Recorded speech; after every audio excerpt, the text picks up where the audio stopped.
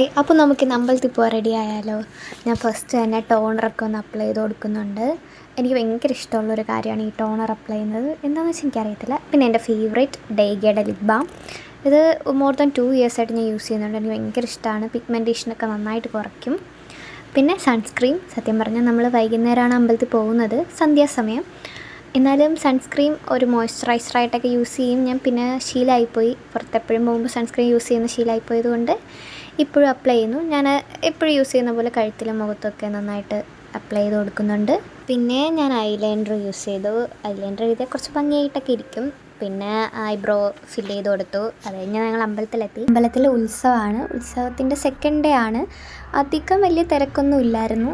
അതുകൊണ്ട് നമുക്ക് നല്ല സമാധാനത്തിൽ പതുക്കെയൊക്കെ തൊഴുവാൻ പറ്റി.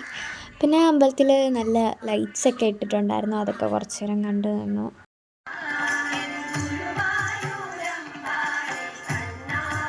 അപ്പോൾ ഇതാണ് എൻ്റെ ചേച്ചി.